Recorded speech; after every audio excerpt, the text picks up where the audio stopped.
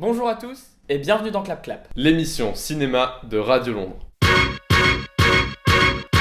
Après 11 ans d'absence, le célèbre surfeur blond incarné par Jean Dujardin revient en salle pour un troisième opus parce qu'il a cassé le 2. Les suites comiques, d'autant plus en France, sont bien souvent décevantes, voire laborieuses, du fait du manque d'originalité notamment. Donc, sans grande surprise, le film reprend les codes déjà présents dans le premier opus. La bande originale est sensiblement la même, tout comme la dyslexie de Clovis Cornillac. Pourtant, le personnage incarné par Jean Dujardin, Brice, évolue, et ce, pour notre plus grand plaisir. James Hutt, le réalisateur, pousse cette fois l'abstraction encore plus loin. C'est plus absurde, c'est plus bizarre, c'est plus burlesque, le rire est sans doute moins fédérateur, moins automatique, un peu à l'image de ce que proposait La Tour de Contrôle Infernale, sorti un peu plus tôt cette année, qui proposait lui aussi cette forme d'abstraction, presque de surréalisme. Jean Dujardin fait des choses avec son visage que lui seul sait faire, des grimaces, des caricatures qui sont absolument géniales, et son personnage est encore plus narcissique, et encore plus fétichiste. Scénaristiquement, on peut penser que ce film se repose un peu trop sur les lauriers du premier volet, mais ce qui émane finalement de ce nouveau Brice de Nice, c'est surtout une volonté de se faire plaisir, de nous faire plaisir,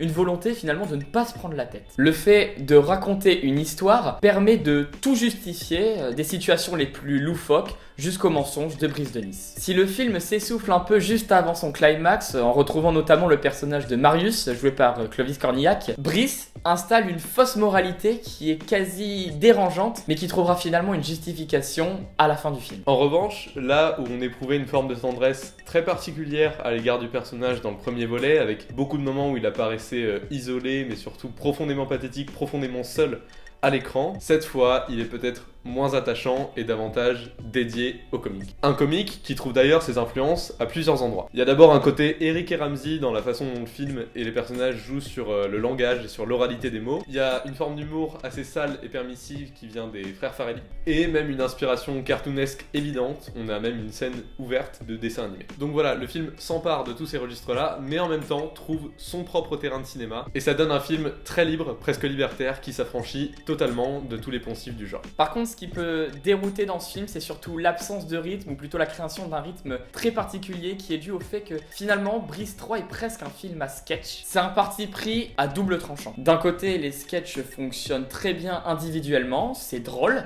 parfois même très drôle, et d'un autre côté, il y a cette perte d'une trame précise et constante qui finit par perdre l'adhésion du spectateur. Mais finalement, c'est pas un défaut parce que c'est quelque chose qui est très lié au parti pris. L'enchaînement des péripéties compte moins que les péripéties en elles-mêmes. Sans trop en dire, la scène de fin est d'une intelligence rare dans le cinéma comique français. Elle renvoie le spectateur à sa propre condition, à sa propre absurdité, et c'est sans doute l'un des brisages de quatrième mur les plus réussis de l'année. Donc en définitive, Brice 3 est une comédie populaire très réussie qui déjoue les codes traditionnels et en propose de nouveaux. Merci à tous d'avoir suivi cette troisième émission de Clap Clap. Comme d'habitude, vous pouvez vous abonner et suivre notre actualité sur les Facebook et Twitter de Radio Londres.